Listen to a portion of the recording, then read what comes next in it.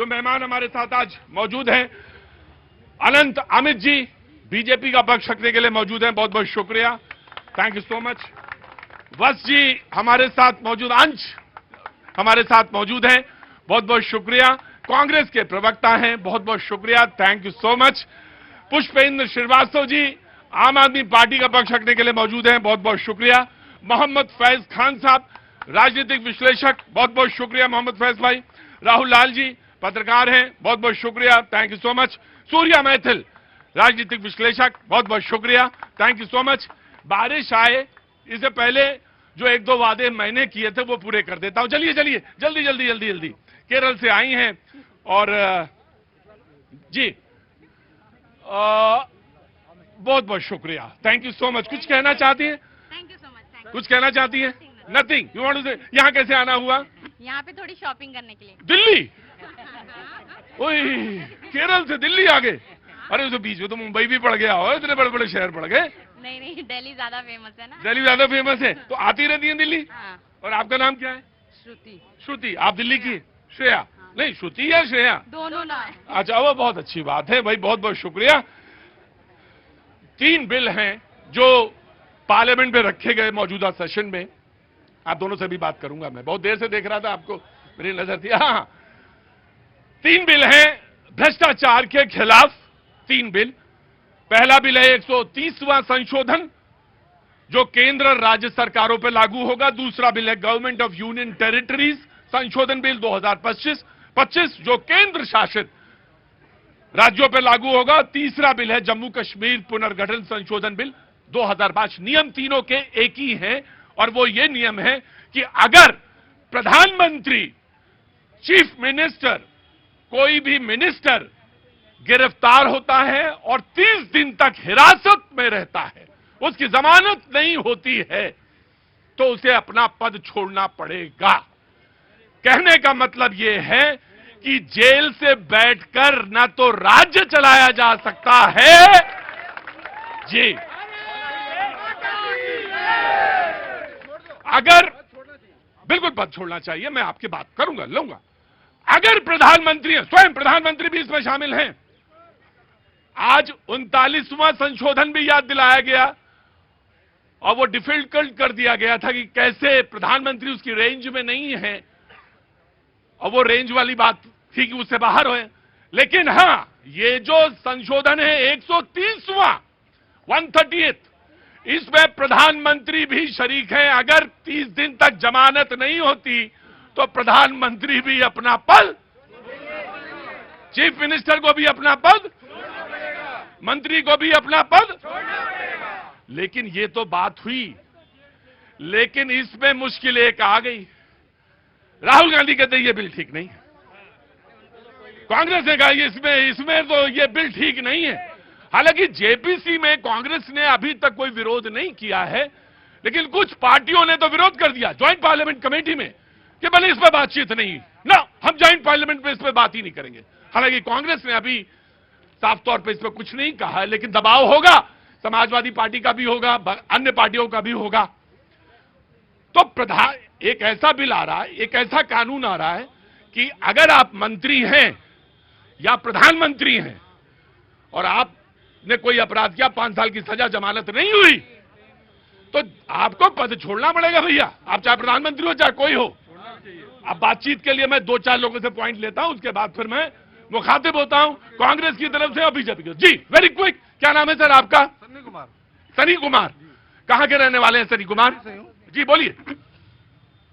सबके लिए समान होना चाहिए, चाहे प्रधानमंत्री हो, चाहे मुख्यमंत्री हो, चाहे एमपी हो, चाहे एमएलए हो, सबके लिए समान चीज जो दिया है वो तो होना चाहिए, तो होना चाहिए। बिल्कुल बिल्कुल। अब सवाल यह है कि जेल से सरकार नहीं चलेगी। गृह मंत्री ने कहा कि कभी देश का प्रधानमंत्री जेल जाए, ये गृह मंत्री कह रहे हैं कि कभी देश का प्रधानमंत्री जेल जाए तो क्या जेल से प्रधानमंत्री सरकार चलाएंगे? क्या वो ठीक है? ठीक कि अगर वो प्रधानमंत्री जेल जाए तो क्या वो सरकार अपनी जेल से चलाएगा? देश जेल से चलेगा? नहीं चलेगा। और यही कानून है। और यही कानून है। जी हुजूर। विगत कई वर्षों में अराजक लोगों ने, मतलब कहने का यह है कि अराजक सरकारों ने, सत्तासीनों ने जो अराजकता और अव्यवस्था पूरे देश में बोया, पिछले 11 वर्षों से मोदी जी उस अराजकता को खत्म करने का प्रयास कर रहे हैं।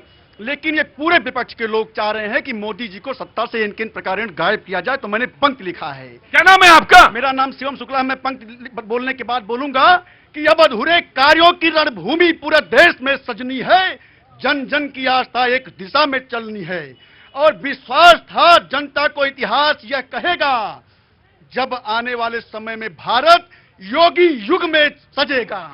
Right, taken your point discussion. मैं बिल्कुल शुक्ला जी, कवि के साथ ये होता है, उसकी कविता अगर अधूरी रह गई तो समझ लो जैसे प्राण निकलने वाले थे, प्राण निकल नहीं पाए ढंग से, आदमी तड़पता रहता है। कवि के साथ यही होता है, प्राण अब पूरी कविता हुई नहीं होगी, आप थोड़ी रह गई होगी दो चार।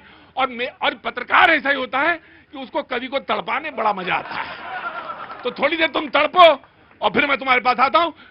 अंश, कांग्रेस के प्रवक्ता, आप विरोध क्यों कर रहे हैं? जब भ्रष्टाचार पे चोट होनी है तो आप विरोध क्यों कर रहे हैं इस बिल का? लोग जानना चाहते हैं। प्रतीक जी, देखिए सच्चाई है कि अगर आप एक चोर से पूछेंगे कि उसने चोरी की है तो वो अपना नाम लेने की बजाय सबका नाम लेगा। और भाजपा की सच्चाई भी है, आप उनसे पूछिए कि भैया पीएम केयर्स फंड का पैसा जो है आप डकार क्यों गए? आप इलेक्ट्रल बॉन्ड का पैसा जो है वो आप गबन क्यों करके बैठ गए? अरे सीएजी बार बार एक के बाद एक घोटाले का, इरेगुलरिटीज का खुलासा कर रही है, उस पर मौन क्यों है? फिर चाहे वो बात हो बिहार में 70,000 करोड़ रुपया गायब हो गए, पता ही नहीं। अरे मोदी जी ने अपने मित्र के लिए इस देश का 1,750 रुपया कुर्बान कर दिए, ये देश आज पूछ रहा है। लेकिन सच्चाई है कि जैसे राजनाथ जी से पूछा गया था भ्रष्टाचार पे,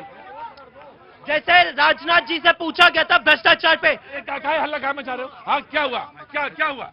मैं बोला भूख और भ्रष्टाचार का नारा इन्होंने दिया। एक मिनट, वन बाय वन। हाँ जी, भूख और भ्रष्टाचार पर नारा इन्होंने दिया था, आज तक वो दूर हुआ? आज तक नहीं दूर हो पाया है। शिक्षा भी आज तक अधूरी है। भूख और भ्रष्टाचार पे नारा आपने दिया था, कांग्रेस ने दिया था 70 में आया क्या?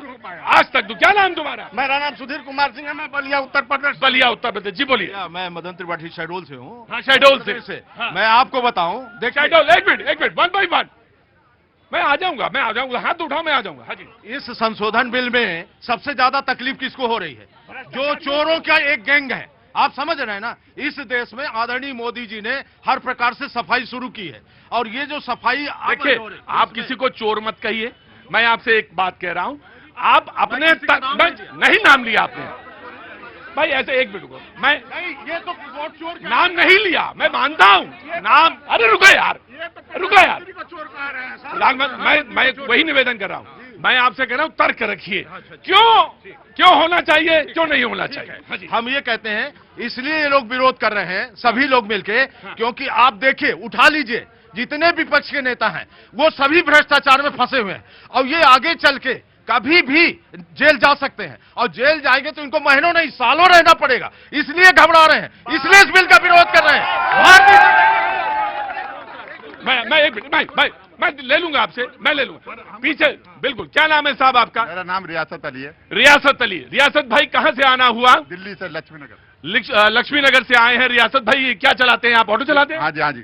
ठीक है, रियासत भाई बोलिए। दिल्ली के लिए बहुत अच्छा काम कर रहे हैं मुख्यमंत्री, और बीजेपी सरकार बहुत अच्छा कर रही है पूरे हिंदुस्तान के लिए।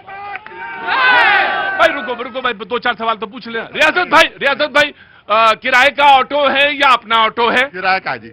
किराए का। कितने साल से ऑटो चला रहे हैं? 25 साल से।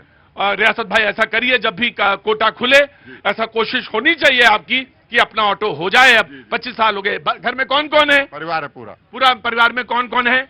घर वाली है, 2 बच्चे हैं, 3। अच्छा, बच्चे पढ़ रहे हैं? हाँ जी। पढ़ रहे हैं जी। या पढ़ के काम कर रहे हैं कुछ? अभी करेंगे काम। बहुत अच्छा, बहुत बहुत शुक्रिया रियासत भाई, बहुत बहुत शुक्रिया, बहुत बहुत शुक्रिया। क्या उम्र है? एक मिनट के, जो यू हैव टू वेट। क्या नाम है तुम्हारा? अनुभव मिश्रा। अनुभव, क्या उम्र है तुम्हारी? मेरी अभी 14 है। चुपचाप यहाँ से भाग जाओ।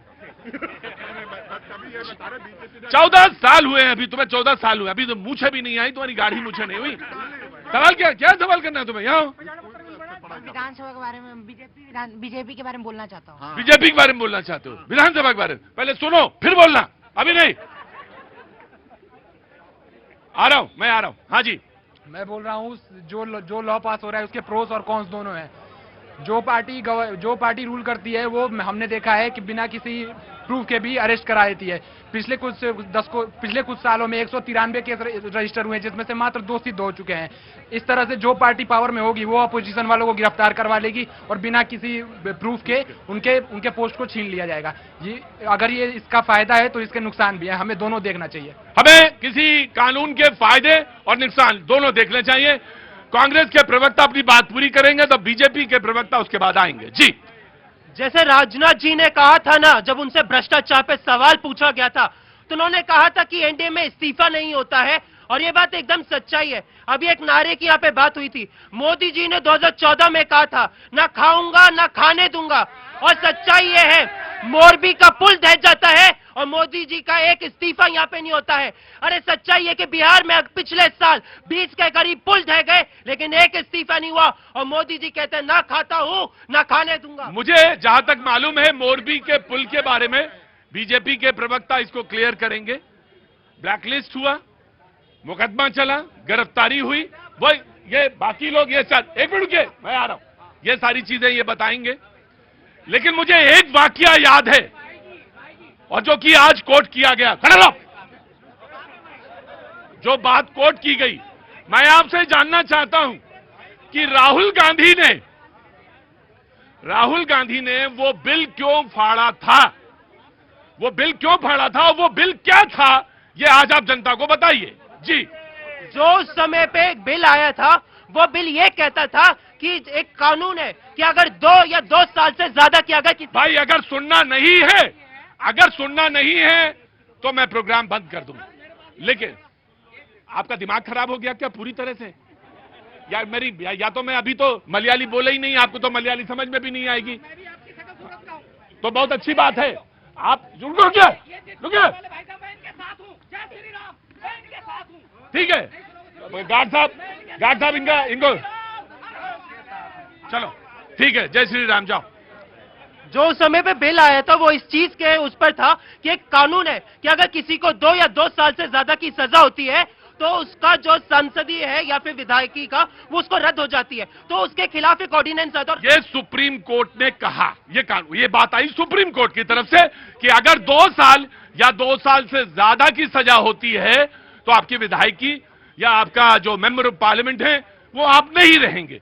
मैं जानना चाहता हूं कि राहुल गांधी ने बिल क्यों फाड़ दिया था, नहीं आप देश क्यों फाड़ दिया था? मुझे आप एक चीज बताइए, यही तो मेरे नेता की खासियत है और इस चीज पे मुझे गर्व है। आप मुझे एक चीज बताइए, अगर एक नेता को सजा होती है और उस नेता को, यहाँ पे देखो दोनों बात बिल्कुल अलग है। यहाँ पे ये कि अगर कोई भी नेता जेल में है 30 दिन से ज्यादा के, तो 31वें दिन जो है उसको जो है प्राइम मिनिस्टर पोस्ट से या मिनिस्टर के पद से रिजाइन करना पड़ेगा, और उसमें ताकि जब वो कन्विक्ट हो जाए, दोनों में अंतर है। और एक कन्विक्ट हुए जिसके ऊपर सजा सुना दी गई है, ऐसे नेता के ऊपर अगर वो पद पर रहता है, उसके खिलाफ राहुल गांधी जी ने जो है अध्यादेश के ऊपर बोला था, उन्होंने फाड़ा नहीं था, सिर्फ बोला। Right, taken your point. BJP का अब मौका मिलेगा, बीजेपी अपनी बात रखेगी और फिर भ्रष्टाचार पे जो बात जिसको कहनी है वो कहेंगे भैया तुम जब तक शराब बंद नहीं करोगे मैं तुमसे नहीं पूछना बंद करूंगा। जी, देखिए भैया जी, आज मुझे लगता है कि सारे यहाँ पे लोग हैं, सभी ने माननीय गृह मंत्री अमित शाह जी का इंटरव्यू देखा होगा, नहीं तो सुना जरूर होगा। माननीय गृह मंत्री जी ने आज अपने इंटरव्यू में कहा है कि इस देश में 2 चीज की राजनीति हो रही है, एक निर्लजता की और एक नैतिकता की। तो मैं नैतिकता और निर्लजता दोनों को बताना चाहता हूं कि दुनिया का नहीं, देश के हमारे पहले ऐसे प्रधानमंत्री हैं जो कि अपने लिए अपने खिलाफ एक संविधान लेकर आ रहे हैं, और वे कि 30 दिन तक अगर कोई रहेगा तो उसकी सदस्यता चली जाएगी। दुनिया का पहला प्रधानमंत्री है। मैं कांग्रेस से पूछना चाहता हूं, उसमें वो भी शामिल है। मैंने कांग्रेस से पूछना चाहता हूं कि कांग्रेस के, जिसको कांग्रेस आयरन लेडी कहती है, आज से 50 साल पहले माननीय श्रीमती इंदिरा गांधी वही 39वां संशोधन जी, और उनके ऊपर 50 साल पहले इलाहाबाद हाई कोर्ट का आदेश आता है, उस आदेश को रुकवाने के लिए वो आती है और हमारे प्रधानमंत्री ये कहते हैं कि हम वो कानून लेकर आ रहे हैं, अगर हम दोषी होंगे तो हम जेल के अंदर जाएंगे। और भैया जी, हमारे इस देश में 14 मुख्यमंत्री हैं और टोटल 20 राज्यों में एनडीए की सरकार है, 6 हमारे सहयोगी मुख्यमंत्री हैं। उसके बाद हिंदुस्तान में सबसे ज्यादा मंत्री, विधायक और सांसद हमारी पार्टी के हैं, लेकिन उसके बावजूद भी हम कानून लेकर आ रहे हैं अपने खिलाफ। तो ये देश की जनता भी जान रही है। और मैं अपने कांग्रेस के मित्र से पूछना चाहता हूं, आप बिहार की चर्चा कर रहे हैं, मैं बिहार की बात कर रहा हूं। आपने इनसे पूछा राहुल गांधी जी के विषय में। माननीय राहुल गांधी जी यहां से मात्र 1 किलोमीटर आगे है प्रेस क्लब, वहां पे उसी को फाड़ने का काम करते हैं और जिस अध्यादेश को फाड़ते हैं उस अध्यादेश के तहत माननीय श्री लालू प्रसाद यादव जी जेल जाते हैं। और आज बिहार की सड़कों पर इस देश का सबसे भ्रष्टाचारी व्यक्ति, भ्रष्टाचार में लिप्त लालू प्रसाद यादव जी के साथ सत्ता में कौन घूम रहा है? इन्होंने यहाँ पे बड़ा नैतिकता वगैरह वगैरह के ऊपर बोला। मैं पूछना चाहता हूँ, अरे आपने जब यूपीए की सरकार थी उस समय पे आपने बड़े आरोप लगाए। आपने तो भैया यहाँ पे कॉमनवेल्थ गेम्स का भी आरोप लगाया था, क्या हुआ? आज मुंह की खानी पड़ी। क्या हुआ? आपने एयर इंडिया को लेकर प्रफुल्ल पटेल जी पे आरोप लगाया था, क्या हुआ?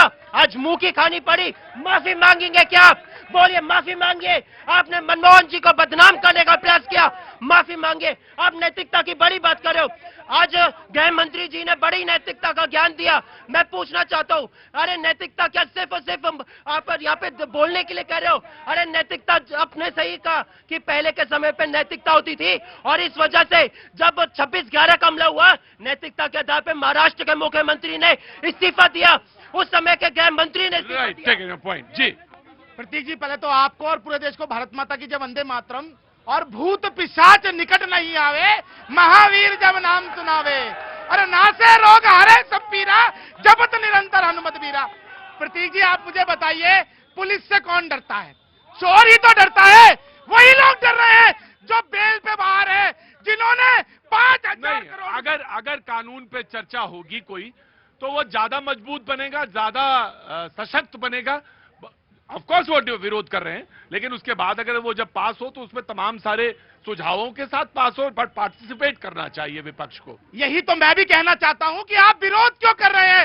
इस देश में पहली बार स्वतंत्रता के बाद जनता के पैसे खाने वालों की गर्दन पकड़ने वाला कानून आया है। आपने तो ऐसा कानून बनाया था जिसमें कि यदि राष्ट्रपति, उपराष्ट्रपति और प्रधानमंत्री उससे बाहर थे, अगर वो घोटाले करे, स्विस बैंक में अकाउंट खोले, खूब लूट मचाए, तब भी उन्हें पकड़ने वाला कोई नहीं था।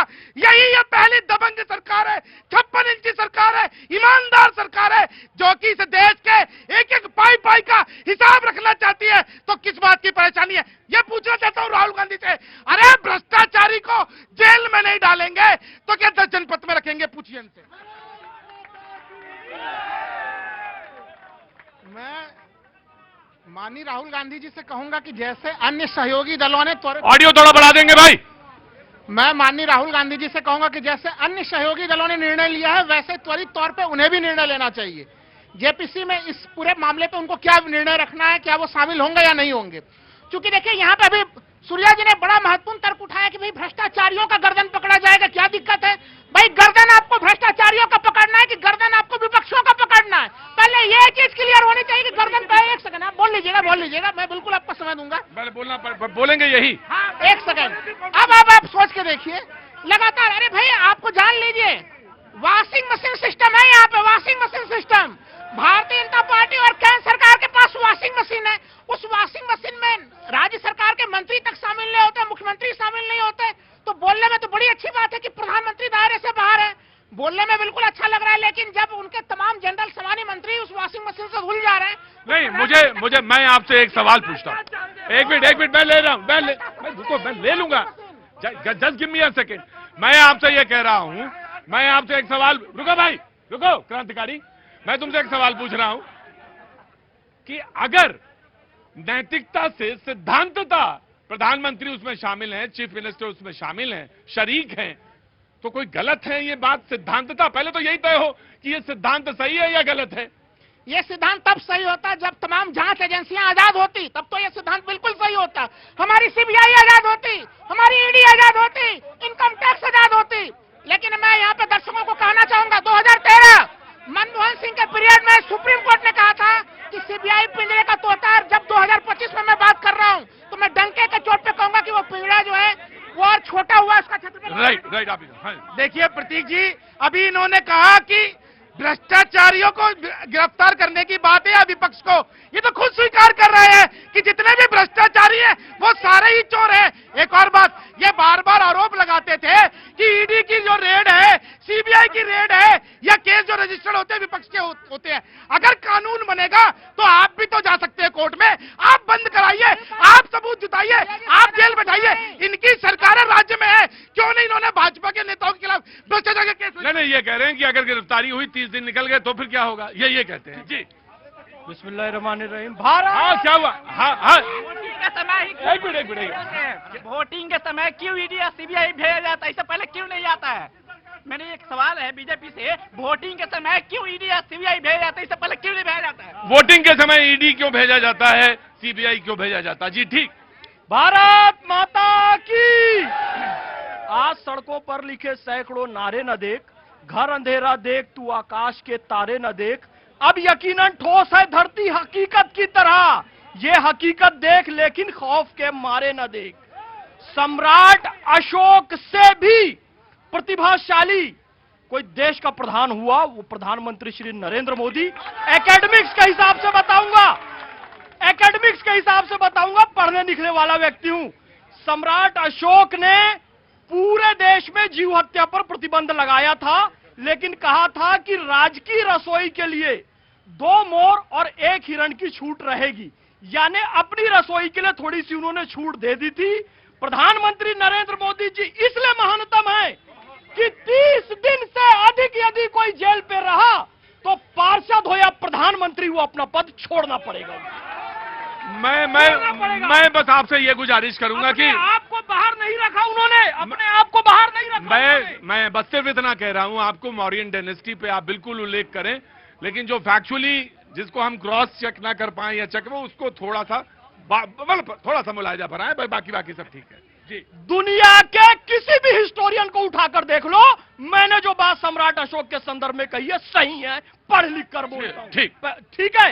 इसके बाद अब सुनिए मेरी बात, सुनिए, जो प्रशासनिक क्रम में सबसे नीचे होता है, हमारा स्वीपर भाई जो ऑफिस में झाड़ू लगाता है, वहां से लेकर कैबिनेट सेक्रेटरी तक योग्यता निर्धारित है, चाहे वो 5वीं पास हो और उसका कोई आपराधिक रिकॉर्ड नहीं होना चाहिए। बोलो है कि नहीं है?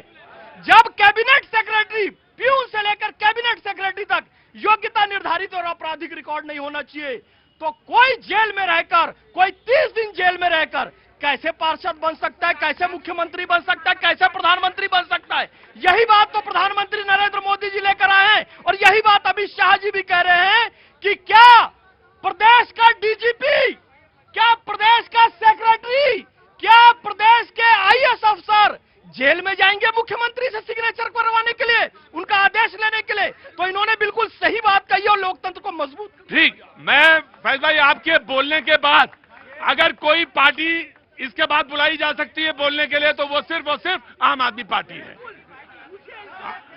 आम आदमी पार्टी। रुकिए भाई तुम्हें कोई परेशानी है तो इलाज करवा लो, लेकिन अगर थोड़ा सा दिक्कत है कोई तो मुझसे बता दो, अगर कोई दिक्कत नहीं तो खड़े रहो जी। हाँ मैं आ रहा हूं, तुम तो शराब पहले बंद करो फिर आओ। भैया जी, जिसकी जब भी बारी आई किसी ने कोई कमी नहीं छोड़ी, चोर चोर मौसेरे भाई देश बेच के खाई मलाई। प्रधानमंत्री जी कह रहे हैं कि हम किसी को नहीं छोड़ेंगे। आप बताइए, इलेक्ट्रोल बॉन्ड को छुपा लिया, आप पीएम केयर फंड के बारे में किसी को नहीं बताना चाहते, आपकी अपनी खुद की डिग्री दिल्ली विश्वविद्यालय ने जाकर के वहां स्टे ले लिया हाई कोर्ट से कि हम नहीं दिखा सकते, नहीं दिखाएंगे। अरे भाई इतने लोग खड़े हैं, पढ़े लिखे लोग हैं, आपको कोई आपत्ति हो सकती है क्या? मैं आपको बताता हूं, ये सिर्फ अब प्रधानमंत्री को कौन कह रहा है? प्रधानमंत्री के खिलाफ मुकदमा करने की किसकी हैसियत है? जरा बताइए, कौन दर्ज करेगा प्रधानमंत्री पे एफआईआर? कोई नहीं करेगा, कोई ईडी सीबीआई नहीं करेगी।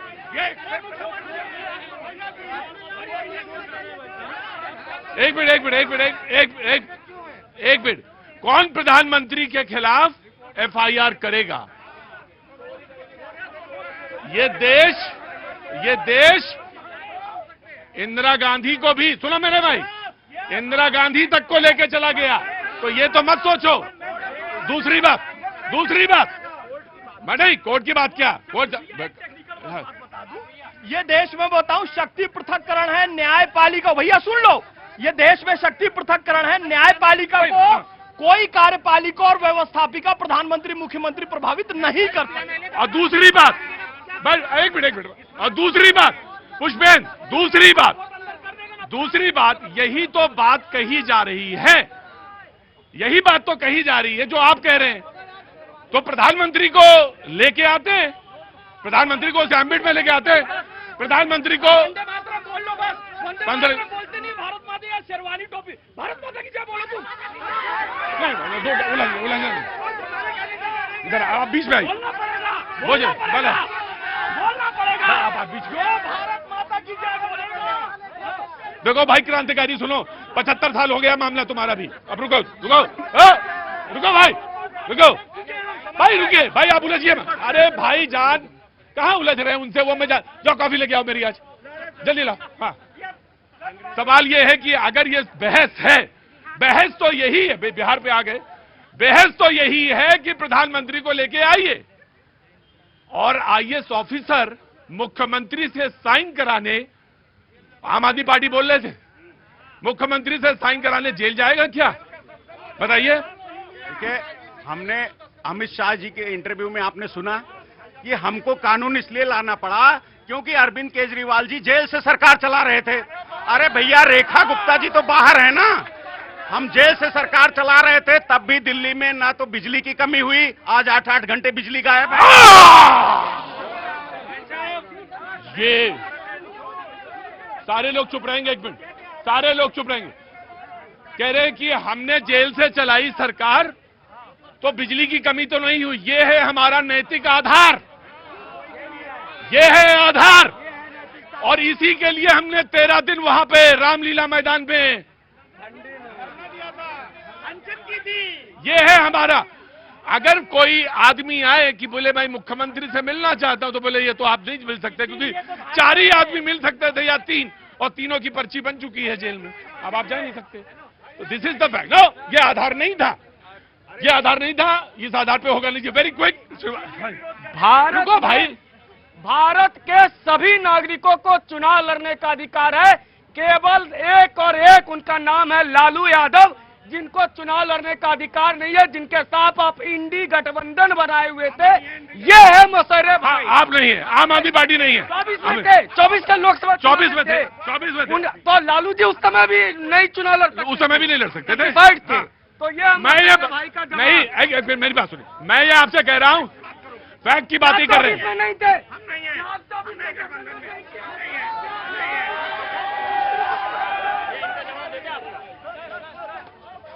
अब ये कह रहे हैं कि 24 का भी अभी साल भर नहीं हुए उसके पूरे के, पहले हम नहीं थे उसमें। तो अभी कह रहे थे आप माफी मांगो, तो आप माफी मांगोगे, मांगो माफी, पहले माफी मांगो, आ जाओ माफी मांगो पहले। देखो, बोलो वही जितना चल जाए। हाँ जी, हाँ। दूसरी बात, ये कह रहे हैं विपक्षी को पकड़ेगा। कर्नाटक में कांग्रेस की सरकार क्या बोल के आई, 40% भ्रष्टाचार हो रहा है। एक नेता पे आप, भाजपा के एक नेता पे एफआईआर नहीं करा पाए और चाहते हैं कि ईडी चला जाए। क्यों? आपने तो भ्रष्टाचार पे आरोप लगा करके नहीं, वो ये कहते हैं कि ईडी सीबीआई स्वतंत्र नहीं है, इसलिए आप उसका मिसयूज करते हैं और ये मिसयूज करेंगे। ईडी के पास कोई एफआईआर नहीं होता है, राज्य सरकार अनुशंसा करती है सीबीआई की। नहीं, सीओ मोटो में जाता है, लेकिन इनके तो राज्य सरकार है ना कर्नाटक में। एफआईआर क्यों नहीं कराते हैं? क्यों नहीं येदियुरप्पा जी पे एफआईआर करा दिया? दूसरी बात, आपने कहा कि भ्रष्टाचार का लीगल नोटिस, अरे इससे सबसे बड़ा न्यायिक सुधार होगा जो अब तक चर्चा में नहीं आया। मैं बताता हूं कैसे।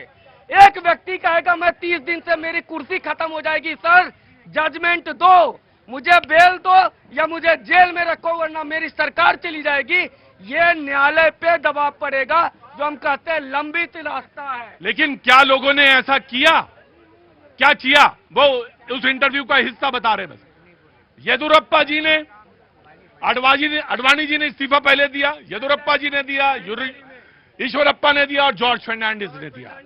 इन लोगों ने इस्तीफा पहले नैतिकता के आधार पर इस्तीफा दिया और फिर मैं आपको दे दूंगा, फिर इसके बाद मैं इसके बाद दे दूंगा। हाँ जी भैया जी, अभी मैं आ जाऊंगा, यू हैव टू वेट। अभी आम आदमी पार्टी के हमारे मित्र बड़े भैया बहुत कुछ कह रहे थे।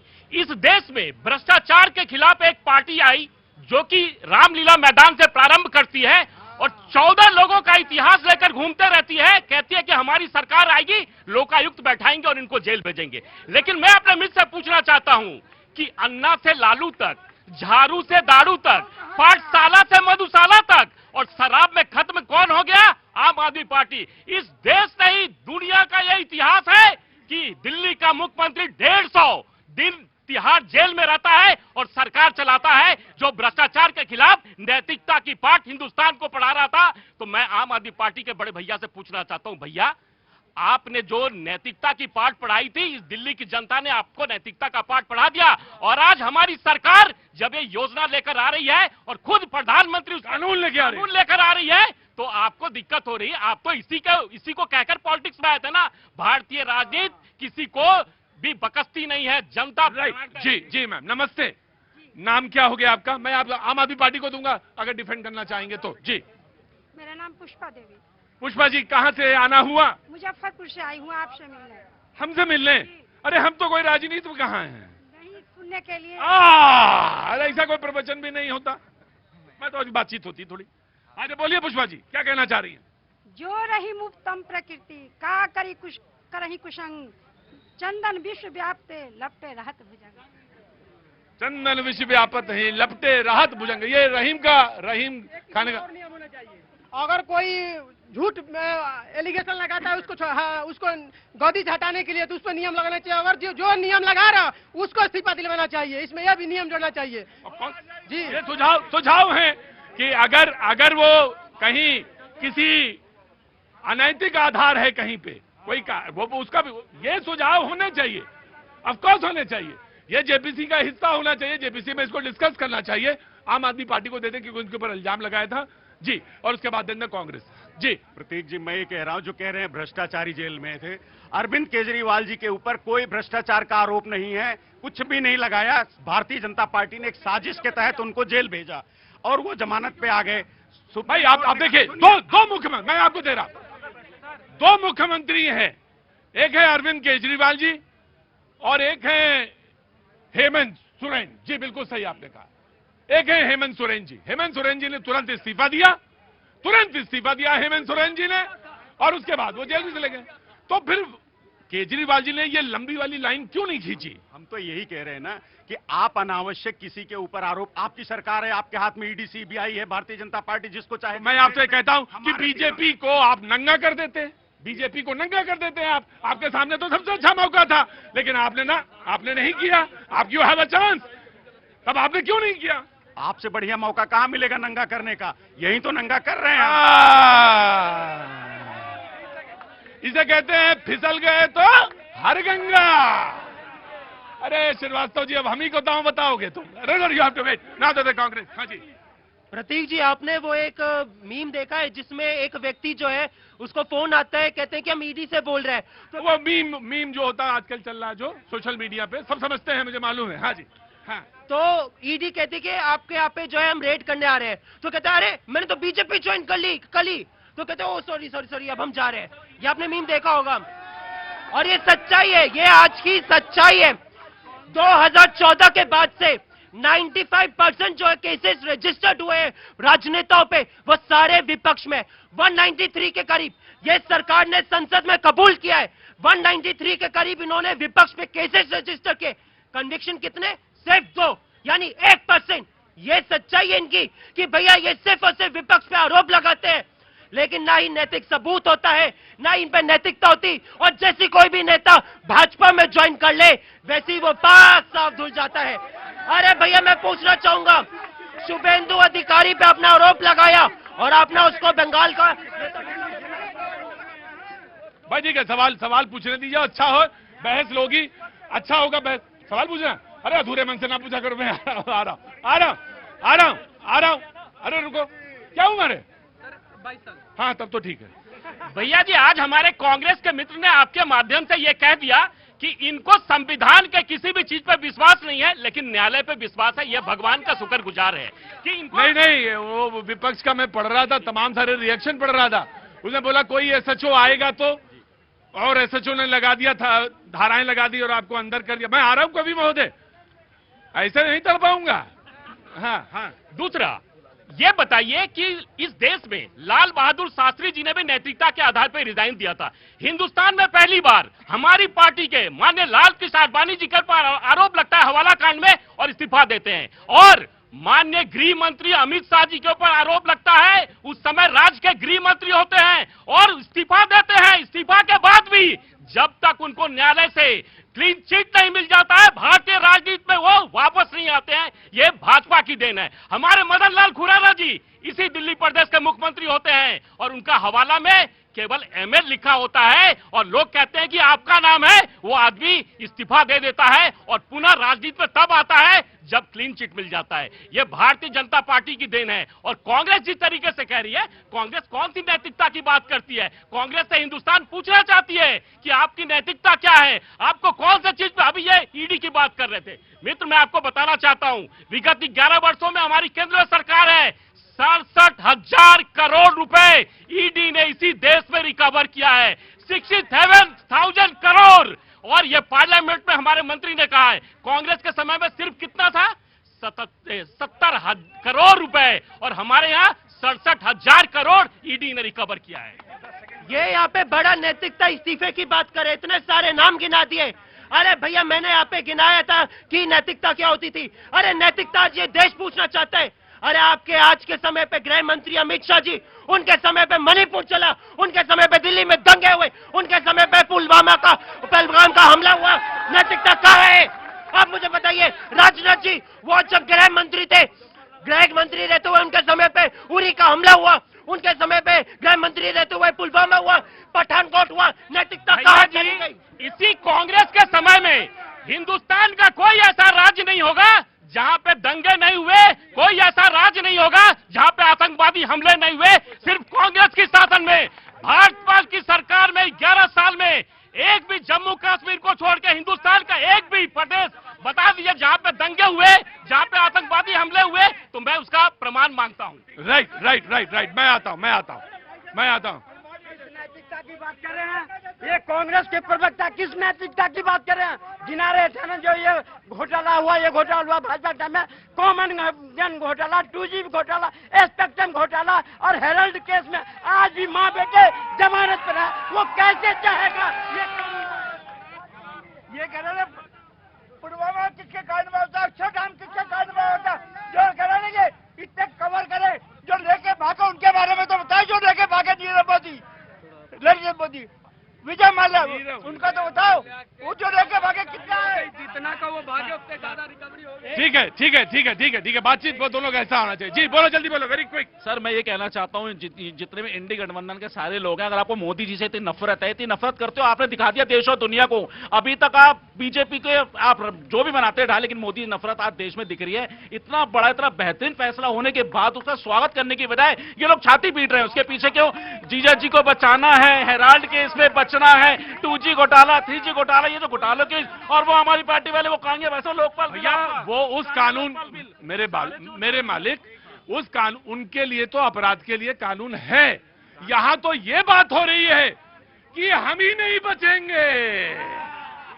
यहां तो कुछ और बात खींची जा रही है, लकीर और है कि मैं प्रधानमंत्री, मैं भी शामिल हूं, सजा उतनी ही अगर है, मेरे लिए भी सजा, और सरकार से मैं भी जाऊंगा छोड़ के, क्योंकि भाई सरकार है आपकी, दूसरा आदमी प्रधानमंत्री बनेगा, तीसरा आदमी प्रधानमंत्री बनेगा। एक मिनट भैया, अभी मैं कांग्रेस के और पत्रकार महोदय को सुन रहा था, कह रहे थे भाई हम ईडी पर, सीबीआई पर विश्वास कैसे करें? भाई एक लाइन तो खींचेंगे, कोई लाइन तो होगा जहां पर आकर आपको मानना होगा कि हाँ भ्रष्टाचार हुआ है।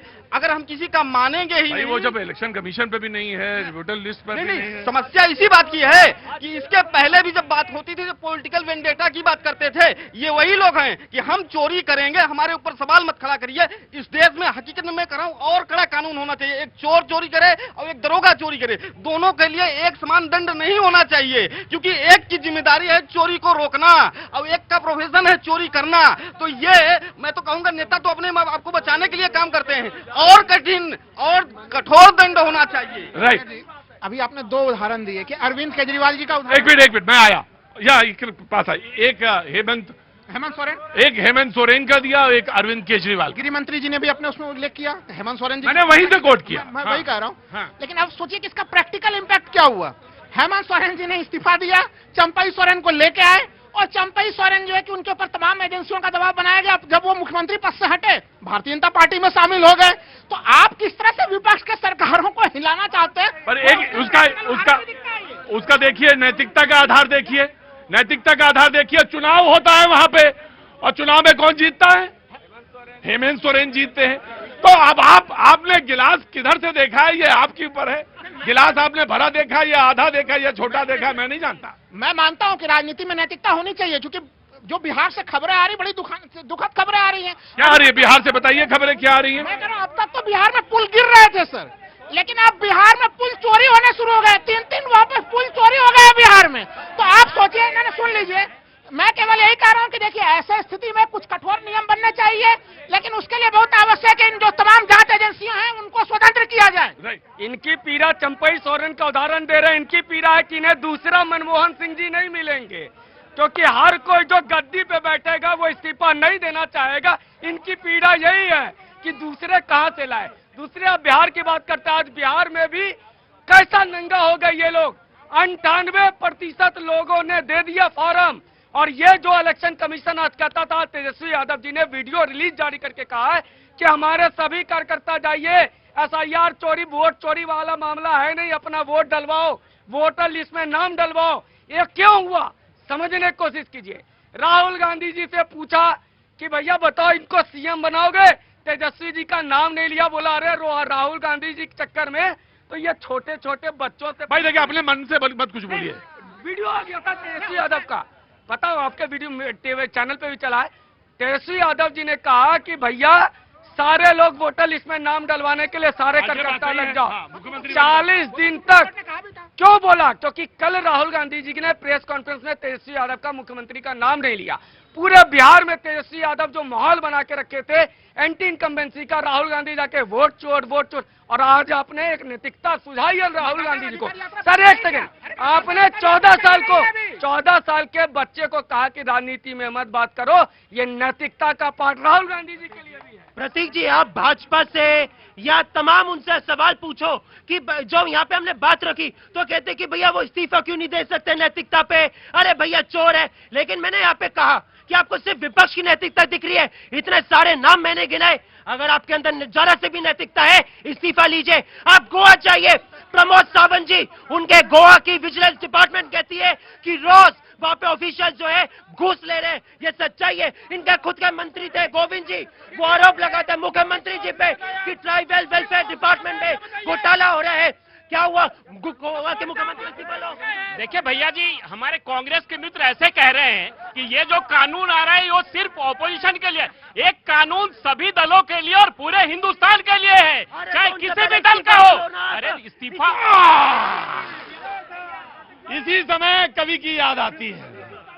स्वयं के स्वार्थ में मूक बधिर हुए विपक्षी लोग राष्ट्र के जनहित में एक भी कानून बनने देना नहीं चाहते। कविता सुनाओ अपनी, भाषण न दो। कविता पूरा करके मैं कहूंगा कि विश्वास है जनता को, और इतिहास भी यह कहेगा, जब आने वाले समय में पूरा भारत योगी युग में सजेगा।